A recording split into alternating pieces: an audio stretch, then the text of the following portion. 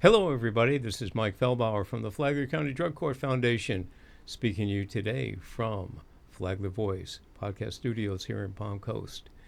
I have a very special guest, and I'm going to introduce you in a very short minute, so we will be right back with you.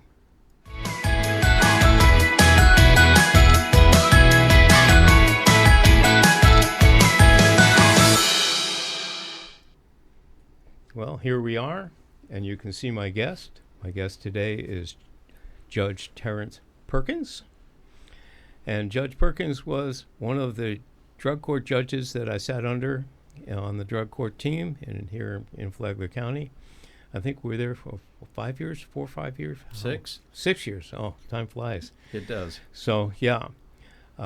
So I invited him on because he's got a lot of time and a lot of knowledge about drug court. And I think it's important for our community to understand what drug court is all about and the benefits that drug court brings to Flagler County. So welcome, Your Honor.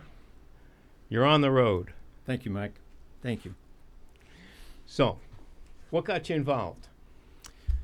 Well, transferring up to Flagler, I was the chief judge of our 7th Circuit here.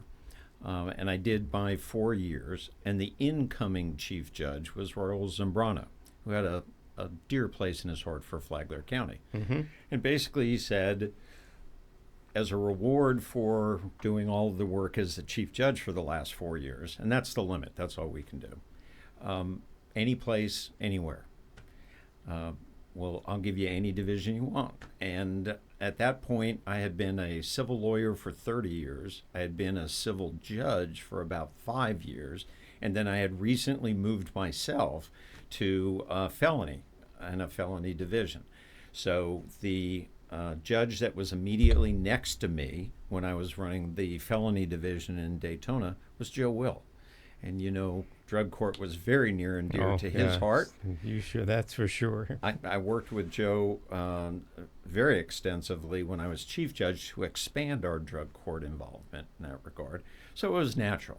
So I selected Flagler County to take all of the civil cases, all of the criminal cases, and all of the incidentals that went with those dockets. And to me, drug court was part and parcel of the felony division.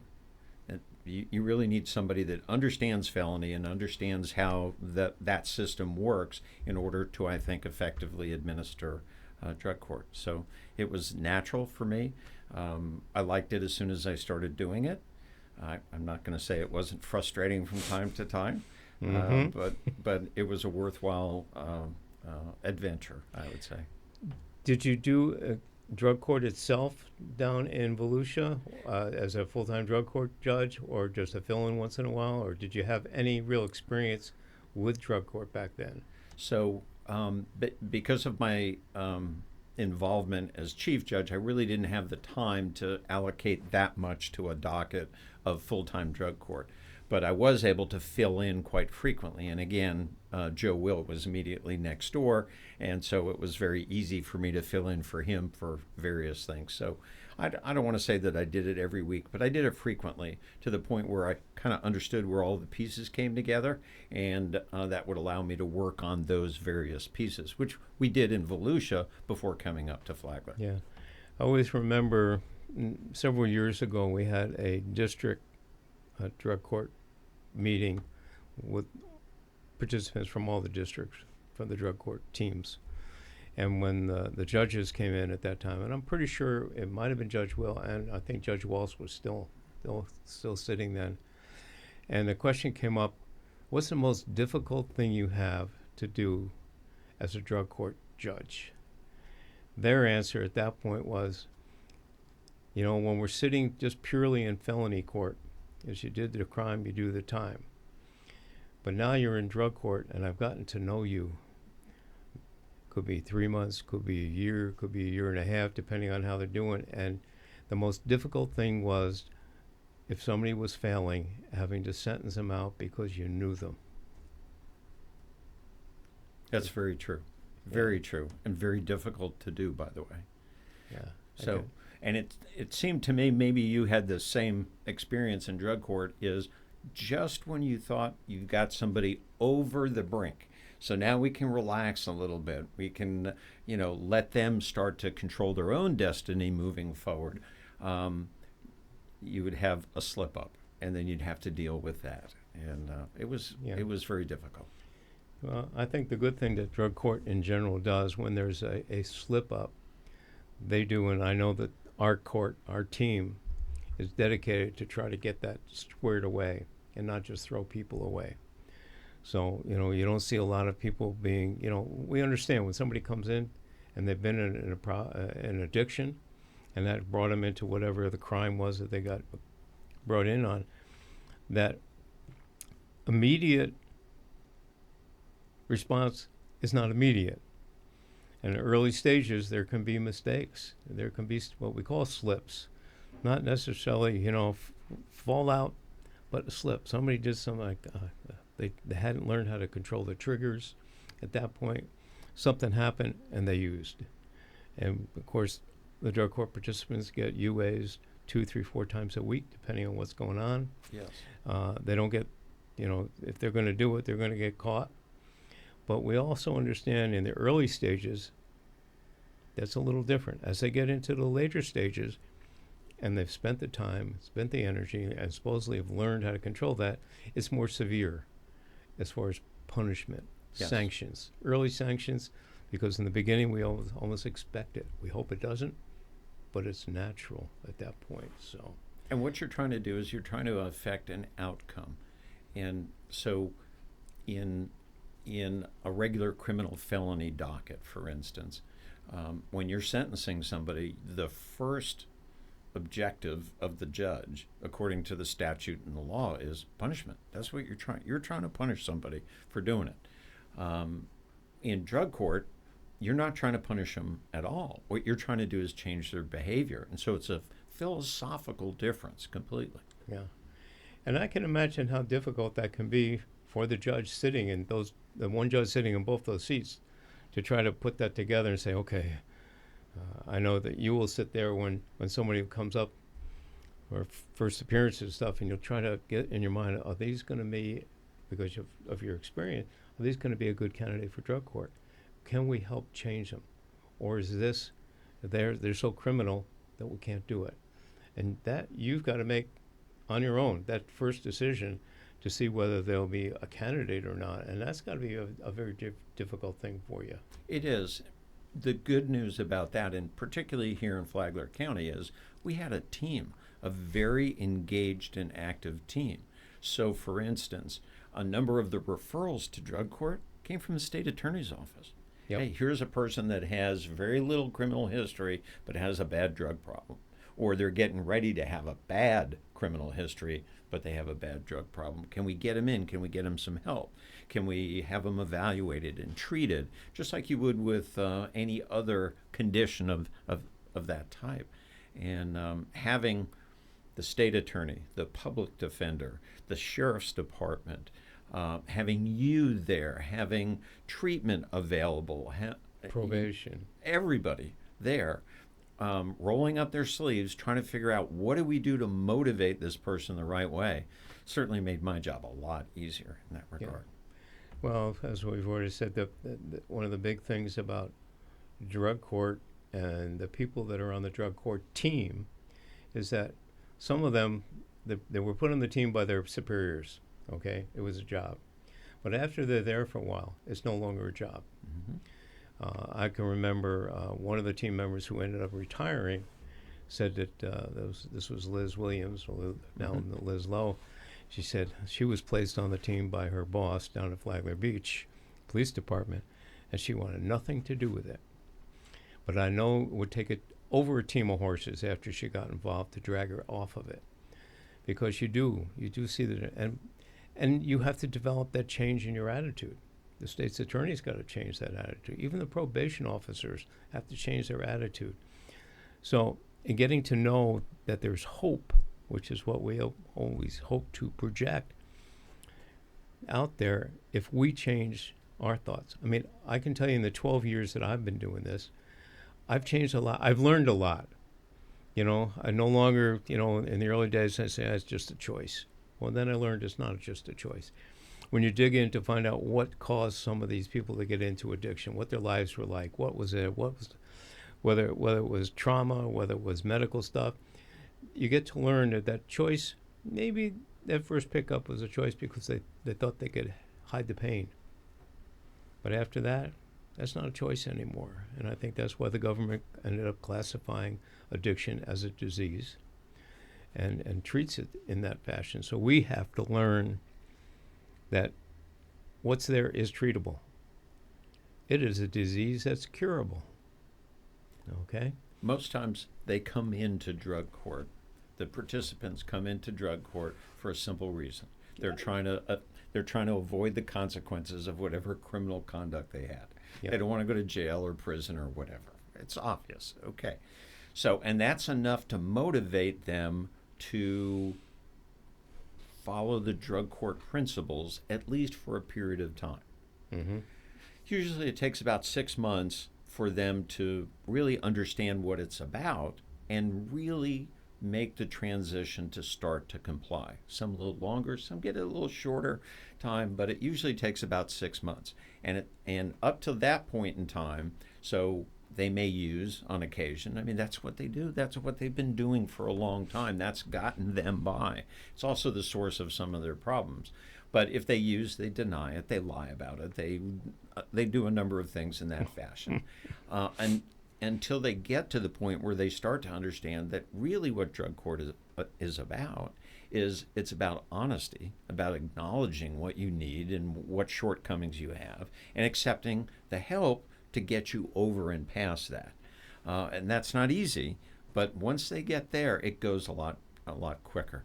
The other thing I found was every participant's different, of course, Yep. but they're all motivated by something. It's not just trying to stay out of jail. That may get them in there initially, but they're motivated by something. They're motivated by, I want to restore my relationship with my 2 children. I want to restore my relationship with my parents. I want to get back and get that good job that I had before, or whatever it is. They are motivated by something. And if you can show them that that's something they can achieve, along with everything else, then usually you increase the chances of them being successful in drug court. You're 100% right. And I think that's a lot what the drug court team does. As we have our pre-court meetings, we try to identify those things so we can find out what member of the team might be able to encourage that particular participant to build on that one thing there. And I think one of the key words that you hit on that's so important is honesty. They have to learn that. And as you well know, we hear it time and time again. If there's a failed UA, we hear all the excuses. Some of them are just, you don't want to laugh, but okay. And once they get to the fact and know that, no, we've heard it all. Be honest. You had a problem. We're not here to throw you out. We're still here to help you. Then the honesty builds at that point. But up to that point, probably the biggest mistake a drug court participant will have is lying. Because we got a team and most of us are lie detectors. And you are the chief lie detector, right, when you're sitting up there on a bench. And that makes a big difference if we get them to get to that point. If they're not honest, you can't help them. They've got to be honest and acknowledge for you what they did bad, what they did right, so that you can build on that and move them in the right direction. So it really is the foundation of the entire program. Yeah. And they get that eventually. I think so. I think most of them really do. And we've had people go through the program and they've just worked it. And we can say, well, they're just working it. But yeah, even if they did everything right for the 54 weeks minimum, okay, they haven't used drugs then. 54 weeks, that's pretty cool. Mm-hmm. And I've talked to several of them that have gotten to that, maybe before that point, and like you're saying, it could be 6 months, could be 1 month, could be almost the whole year. And they look back and say, I didn't know it could be this good. And then get them out of the idea that working the drug court program, which is quite extensive and not easy, but it's not more difficult than being in an active addiction. and getting them back in trouble where they came from to get into drug court. Certainly the reward is better. Oh, much better, much better. And then the rewards for, I think, our team, all the people that are on the team, is when we see those successes. Because I've mentioned before, and several people that we talked to over these podcasts, that working in this field is being bipolar.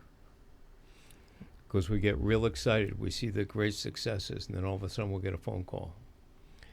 And with today, what a lot of people don't realize, if you've been off whatever your drug was for a long period of time, and you have a relapse, and you go back to the same amount you were using beforehand, there's a good chance to be dead. Right. That's a death sentence. So, and we've seen it, and it hurts. I know from the Drug Court Foundation point of view, we try and we become very personally involved with many of the participants, and they become family-like. So when we see those kind of things, it hurts. And I know it hurts the people like yourself that are on the bench that have done their diligence to try to make this a better life for them. And you don't know what the reason was at that point, what it was, but it hurts. But then we'll see somebody come back, he's been out of graduated from drug court 3-4 years ago, and come be a speaker at a graduation. You say, wow, this is incredible. It really is. And then the reuniting that you were talking about, we've seen that happen so often. And because when you're in the world of addiction, your family, you're dumping your family, or they're dumping you. You dump each other. There's nothing there. Your kids are taken away from you. And then you get into the program, and you get an opportunity to work on getting those kids back. And DCF puts them all to work. I mean, it's not an easy program. Right. But they do it. They get the parenting skills that they need. They get the fact, and they get to see the joy that they really couldn't have when they were in active addiction. Well, and many times they've disappointed their family, their children, things like that, frequently. And as a result, their relationships with their children, with their family, with their loved ones are strained in that regard. And so part of the process with drug court is you got to get them in, and that's usually pretty easy because you're telling them that we're going to, if you're successful, we're going to go ahead and make it so that you won't suffer normal criminal consequences for this particular act or this particular felony. And using it through felonies, I think, is the way to do it, actually. You have a lot more flexibility and a lot more leverage in that regard. But so you take these people that have disappointed family members or loved ones or whatnot, you give them a little bit of hope in that you may be able to avoid going to jail or prison or whatever. But you got to be honest, and you got to be dedicated to recovery in that regard. And then you hold their feet to the fire and say a little prayer for 6 months while they try to figure out their journey through this process. We've got lots of safeguards that we put in place to watch them. You know, we do UAs 2, 3, 4, 5 times a week sometimes. So we're watching what they're doing. We're having them meet with the counselor and go through that. If there's any corresponding mental illness issues or things of that nature, then we can also provide treatment for that. And then all of a sudden, after about 6 months, they start to realize that all of those dreams that I had, 10 years ago when I started doing this, or 5 years ago when I started taking drugs or whatever, I can get those back maybe. Maybe not all of them, but I can get those back. I can get back to that point. Maybe I could finish that degree that I started. Maybe I could get back and raise my 2 girls and, have a better relationship with them. Once you get them to that point, you're 2/3 of the way. You got it. There was a young man in drug court, and he was going to try to come and say hi to you today, but they've got caught up with something else, who was in a severe automobile accident at the age of 13 and got hooked on the pain meds. It wasn't properly taken care of on that. got more metal in his back, sets off all the detectors. Mm-hmm. And he came into the drug court program, I think, at the age of 29 or 30. Okay. And he'd been on those drugs all that time. Wow, that's a long time to be on opioids. When Mr. D and I went out and visited him at the jail to talk to him about the drug court program, at that point he admitted at that time at home he had more than 1,000 pills. So the question I asked him, I said, "You went into this program? Yeah. Are you willing to bring those 1,000 pills in for us to destroy?" Yeah. And he did. And once he entered the program, even though it took a long time to get the substances out of his system because he'd been on it so long. Mm-hmm. But once that was out, since that period of time, he's not even taken an aspirin. Wow. And he's the one that reflects on, I don't ever want to go back. Because the life, he said, the life I'm living now is just incredible. No strain, no stress, okay? Not worried about the sheriff stopping him. None of that. And he'd been in and out, and this was not his first time with a felony charge. And drug court is one of the things that helped him get to where he is today. And I see him every week pretty much. He contacts me. He checks on me. Make sure I'm okay. He calls That's pretty very much nice. pretty much daily. And he's still a great help to the Drug Court Foundation when we have different events going on and that kind of stuff. But we see that. And again, as I've said it before, that's what encourages us to keep going. Because, about 2 or 3 years ago at the Behavioral Health Conference in Orlando, the theme that year was just one. So we realized that if we can be successful with just one, that one will multiply. Okay? And it'll be, just like a pyramid, but not a scheme. Right. It's right. for real. Just That build one on will it. encourage somebody else Yep. that's going through it. And that's the other thing we hope and we see very often now. The people that are successful in the program are going and putting their hand back and helping pulling somebody else up. But And I also think that the participants see that there's a genuine concern for them and people who are honestly going to try to help them to the next level with their recovery. So, for instance, Mr. Diagordi. oh, man. Mr. D is an angel. Mm-hmm. Mr. D got us through COVID. Can you imagine a more difficult time than that? I say if it weren't for Mr. D during COVID, we would have lost several of our participants because he was Clearly. dedicated. He was dedicated to keep going and helping them. Well, you weren't supposed to have a meeting, but he said, okay, Right. we did that. And he and I worked together in several programs on that. Yep. I know we had meetings at my house 4 nights a week for the men that were in drug court at that time because they had no place to go. They canceled everything for him. But Mr. D was such an encourager. He's the one who encouraged me to do what I was doing at that point. And he really helped the participants far beyond anything that's written up as far as his job description. Right. He did. And you have people like Ms. Becky. You've got Chief Engert. Chief Engert runs a jail, a county jail. He's done almost more than anybody else in the community to make sure that the resources are there to help those people that have a drug issue or substance abuse issue and they want to find a better way. And he's amazing in that regard. That's not something typically that you see in a Florida county jail. It's people like that made the program really what it is today, which is a very, very successful program. And we do work well with our jail.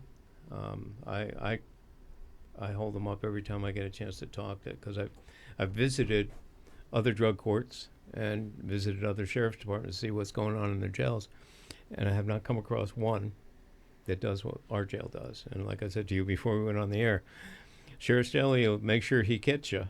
His team will get you, but he'll also give you an opportunity not to come back. Right. And if you got arrested because of a drug issue, we now have 2 pods, 1 men and 1 women, that separates those people that want to be in the program. It's still a want. Gets them out of the general population, and they get treatment 5 days a week for 90 days. All day. All day. Right. Oh, yeah. Mm-hmm. And it has made a significant difference on the reduction of recidivism issues as drug court does. Those two things really help our people, our county, the people that have worked on their recovery to get out of it, stay out of it, get better jobs.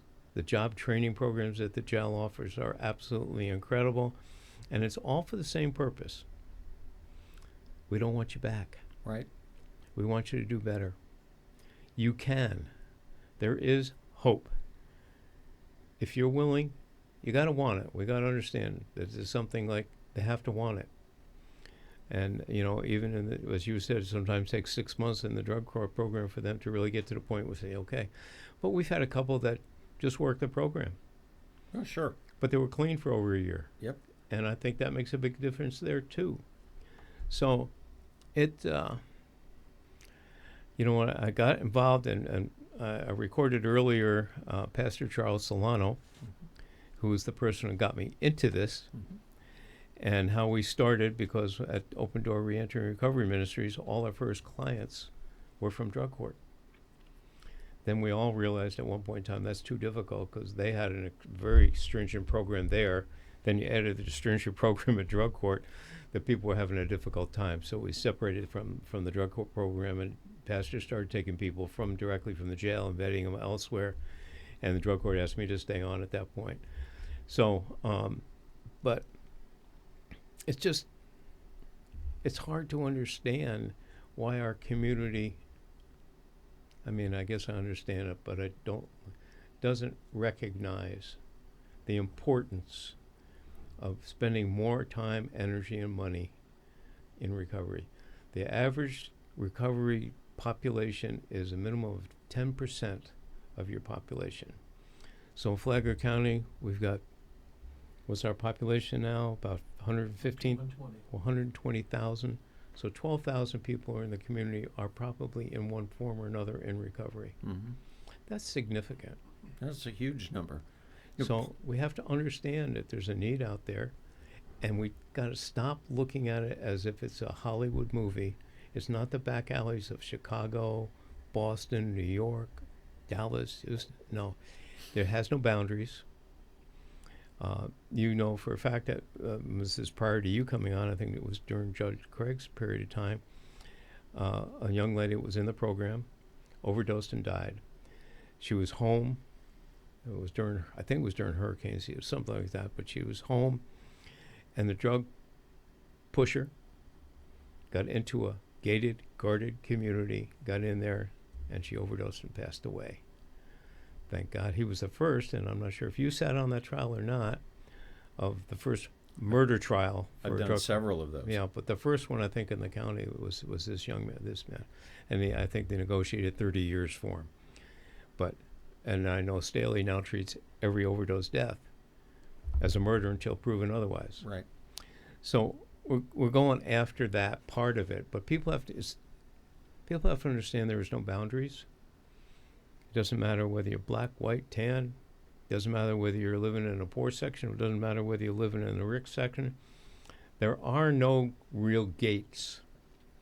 Okay, I can get into every gated community there is here with no problem if I wanted to, because you can walk in. You only get stopped when you have a car. Well, the reason drug court exists is that there's a perception in our community, from the leaders of our community, that we all have a common interest in addressing substance abuse, that it's a better place if you can minimize that substance abuse. Regardless of what brings the people to that, it's a better place. And so what you saw in drug court, is you saw people like Stephanie McKinney and Casey Sherrill. They're probation officers. They're usually all over people about showing up and doing what they're supposed to do. And they were able to, on a number of occasions, they're the ones that were proposing, let's not put this person in jail even though they just used. Let's come up with a different sanction that will help the person as opposed to just hurting them. So everybody was kind of pushed into new areas, and that's why being the drug court judge actually was easier than it could have been otherwise, because in our special group that we had, I always believed you and I are smarter than I am. And it proved day after day after day, Yeah. when we would listen to people like that from you, bringing in resources into the program that might otherwise cripple somebody, or you know, defer them out of the program because of they couldn't get their car repaired, or they got fired from their job because they couldn't show up, or whatever. We had those types of things handled in a way that we could make sure that they were working, make sure that they were progressing, make sure that they were showing up for their UAs and things of that nature. So all of that together, not one individual, Mm-mm.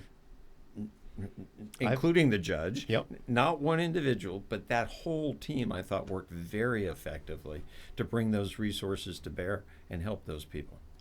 I've heard that before from other people. I hear it now from our new judge, who sat, and Judge Nichols sat in as a drug court judge down in Volusia County. did. She said the difference between that and what she sees here in our team, obviously part of it is because we don't have as many people in our program as others do, but the way the team reacts, they don't get mad at each other, but they're not afraid to bring their own voices out, which is neat and very unusual in today's society. And yeah, because I think every member of the team has that one desire to help. Now, we might have different methods that we'd like to see go on versus something else, but that theme is there. You're right, whether it's the prosecutor, whether it's the public defender, whether it's probation, whether it's a drug court administration, the judge, obviously. And we're also blessed, we're one of the only drug courts that we're and understand that we have a doctor on the team. Right. That helps give us a lot of information that we wouldn't have otherwise. That gives us some guidance. And provides treatment to the participants, Dr. Yep. Simonides. So, yeah, that's great. Yeah. And we were the only one that I know of that had an actual physician that was a member of our team, an active member of the team. Mhm. Wasn't like he was phoning it in. He's showing up. Yep. No, there's no question about it. Well, Your Honor, we're running out of time. I probably could rattle on for quite a while longer. So maybe someday in the future we'll have you come back. We'll finish some conversation on this, but we're going to close up now. Everybody, again, I hope you enjoyed today. Got a lot of information out of this, and what's going on in Flagler County and surrounding counties, but we particularly look in here at what the Flagler County Drug Court Foundation can do to help people in the world of recovery. Being part of the drug court team has been a blessing for us, as well as it has been, I hope, for many of the participants and their families. So again, Mike Feldbauer, the Flagler County Drug Court Foundation. I'll be signing off here, and you all have a great day.